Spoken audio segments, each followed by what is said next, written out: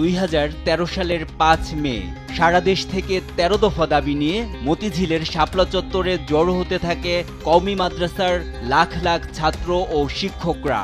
একসময় কানায় কানায় পূর্ণ হয়ে যায় সমাবেশ স্থল। হেফাজতে ইসলামের নেতাদের বক্তব্যে উত্তাল মতিঝিল। সারাদিন ব্যাপী উত্তেজনাকর পরিস্থিতির মধ্য দিয়ে চলে সমাবেশ। সন্ধ্যা ঘনিয়ে আসলেও দাবি আদায় না হওয়া পর্যন্ত সমাবেশস্থল ছাড়তে নারাজ উপস্থিত হেফাজতে ইসলামের কর্মী সমর্থকেরা। আইন শৃঙ্খলা বাহিনীর সদস্যরা বারবার তাদের সরে যাওয়ার জন্য মাইকে ঘোষণা দিতে থাকলেও নেতাকর্মীরা তাদের অবস্থান থেকে অনড় ভূমিকা পালন করে। রাত গভীর হয়ে আসে। ঘড়িতে তখন 1:15। ততক্ষণে আইন শৃঙ্খলা বাহিনীর ঊর্ধ্বতন কর্মকর্তাদের থেকে অপারেশন ফ্ল্যাশ আউটের নির্দেশনা চলে এসেছে। হঠাৎ নিভে যায় আশেপাশের সব আলো। পুলিশ, র্যাব, বিজিবির সদস্যরা একযোগে ফাঁকা গুলি, সাউন্ড গ্রেনেড ও কাঁদানে গ্যাস ছুটতে থাকে। মুহূর্তেই এক ভীতিকর থমথমে পরিবেশের সৃষ্টি হয় পুরো এলাকা জুড়ে।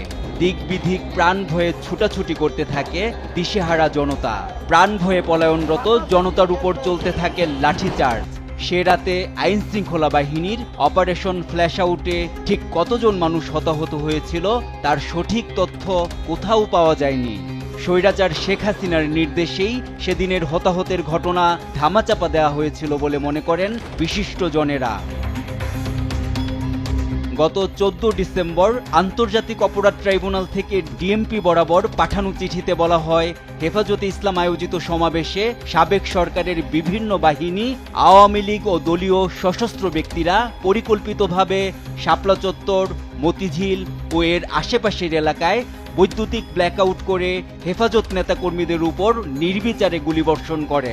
নেতাকর্মীদের উপর বিভিন্ন বাহিনীর পরিকল্পিত হত্যা, গণহত্যা ও গুমসহ মানবতা বিরোধী অপরাধ সংগঠিত হয়েছে বলে তদন্তে প্রকাশ পায়। আর এতেই ফেঁসে যাচ্ছেন স্বৈরাচার শেখ হাসিনা সহ অন্তত শতাধিক আইন শৃঙ্খলা রক্ষাকারী বাহিনীর ঊর্ধ্বতন কর্মকর্তা। হেফাজতে ইসলামের বিরুদ্ধে অপারেশনের দায়িত্বে থাকা ডিএমপির সেই সময়ের কমিশনার বেনজির আহমেদ সহ শতাধিক পুলিশ কর্মকর্তার নাম, ঠিকানা, বিপি নম্বর ও পরিচয় জানতে চেয়েছেন অপরাধ ট্রাইব্যুনাল।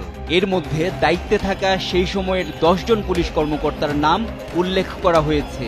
তারা হলেন ডিএমপির সেই সময়ের মতিঝিল বিভাগের এডিসি SM মেহেদি হাসান ও মোহাম্মদ আসাদুজ্জামান, ট্রাফিক পূর্ব বিভাগের এডিসি মাইনুল হাসান, রমনা বিভাগের এডিসি মঞ্জুর রহমান ও আনোয়ার হোসেন, ডিসি খান মোহাম্মদ রেজওয়ান, লালবাগ বিভাগের ডিসি মোহাম্মদ হারুন আর রশিদ, ডিবি পশ্চিমের এডিসি মশিউর রহমান ও ডিবি দক্ষিণের কর্মকর্তা নাসির উদ্দিন খান। এছাড়া সে সময় দায়িত্বে থাকা ডিএমপির সব অতিরিক্ত কমিশনার, যুগ্ম কমিশনার, ডিবির উপকমিশনার, ডিএমপির মতিঝিল, রমনা, ওয়ারী বিভাগের ডিসি সহ সংশ্লিষ্ট এলাকার থানার ওসি, এসি, এডিসি সহ ঊর্ধ্বতন কর্মকর্তাদের তথ্যও চাওয়া হয়েছে। 2013 সালের 5 ও 6 মে হেফাজতে ইসলামের কর্মী সমর্থকদের শাপলা চত্বর থেকে সরিয়ে দেওয়ার সিদ্ধান্ত ছিল সম্পূর্ণ রাজনৈতিক। সেদিন অপারেশন পরিচালনার প্রধান দায়িত্ব পালন করেন সে সময়ের ডিএমপি কমিশনার বেনজির আহমেদ ও র্যাবের কর্মকর্তা জিয়াউল আহসান। তারা যেভাবে নির্দেশনা দিয়েছে সেভাবেই মাঠে দায়িত্ব পালন করতে হয়েছে সেখানে নিয়োজিত আইন শৃঙ্খলা বাহিনীর সদস্যদের। নিউজ ডেস্ক, দেশ টিভি।